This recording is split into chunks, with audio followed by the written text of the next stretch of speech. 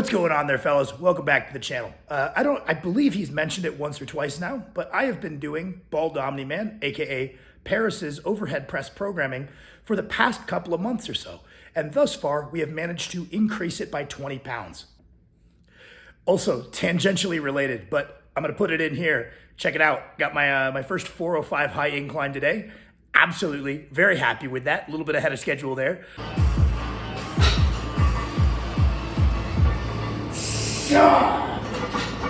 But anyway, so historically speaking, pressing in the vertical plane, or the high incline plane in this case, is something that was a relative weakness of Paris. He has done very high level performances in the dip, very high level performances in the bench press, pretty high level performances in the incline. But when it came into that more vertical plane, that was a relative weakness for him. Paris's training is a cool combination of bodybuilding and performance-related goals that he kind of bounces back and forth between, kind of taking advantage of the fact that gaining more muscle with time does set you up for new levels of strength performance when you come back around to pushing it. And he set the goal of reaching a overhead level more in line with what you would expect based on his bench press. Now, me and Paris are good friends. We talk regularly. Me being a little bit more of a strength purist, Paris being a little bit more of a Johnny bodybuilder. He said, "Hey, Sam, could you help me out with the overhead?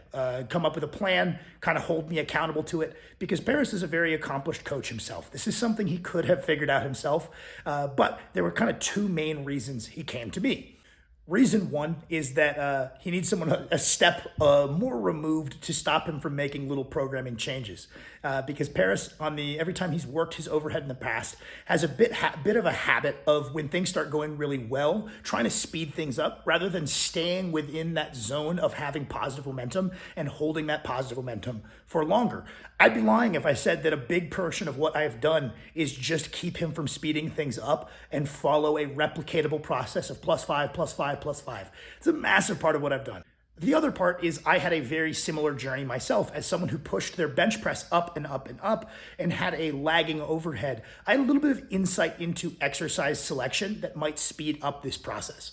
Because one big problem for Paris is probably something that many of you guys have run into in training. Whether it be due to training history or genetic predisposition, a lot of us have muscle groups that will respond a lot better to training than others, and then they become strong muscle groups. Well, sometimes having a strong muscle group can then make it really hard to bring up an adjacent musculature because it takes over. If you've got really, really developed spinal erectors, it can be really hard to bring up your hamstrings because everything turns into a round unround because you know you're strong there. If you have tremendously strong shoulders, you might struggle to develop your chest because gradually as you fatigue, you're going to take over with those big, strong shoulders. This can happen all over. And in the case of Paris, that was one of the reasons he was really struggling to habitually drive up his overhead numbers. And because of this, he's able to take a very close grip on overhead movements and do a lot of the work with the triceps and get less developmental effect than we would like for the shoulders. He can leverage himself into a position to really use those upper pec fibers again and maybe get a little bit less developmental effect than we wanted from the shoulders. And so what I advised to Paris, as someone who had this exact same problem, was to include behind the neck presses in the Smith machine. By widening out our grip and putting ourselves in that true, pure vertical plane, it makes it so it's very difficult to compensatorily take over with any other muscle, and it forces you to develop an area that lagged really, really far behind historically that we're able to mask with relative strengths. At first, this was a 25 on either side. Part of that is we were easing into it. It's loading a position that he hadn't loaded prior. We want to make sure we build tolerance, make sure it's an exercise that he tolerates well. So we did take a good month building into it very gradually, but we began true working sets at a plate on either side. And now we're up towards the 200-pound mark. And that has been the lion's share of driving up his overhead, to be honest with you, because he already had the triceps to lock out more than he can overhead press. He really just needed the shoulders. Unlike a lot of guys who have done a lot of bench pressing, Paris already had good scapular mobility. A lot of guys who do a lot of bench pressing, they lose the ability for the scaps to really rotate upward. Paris had no problems with that. It was more a pure shoulder development thing, and we needed to select a movement that was going to force him. It meant if your 10 RM, if your 8 RM on this movement went up, it means this muscle got stronger. There's no ifs, ands, or buts. Same thing with like a flat back RDL for the guy with the lagging hamstrings. If you keep your back flat and you increase your 8RM RDL, it means beyond a shadow of a doubt that your hamstrings have gotten stronger and they have gotten bigger. There's no two ways about it. So picking an exercise variation that really is A to B, this means this has gotten stronger.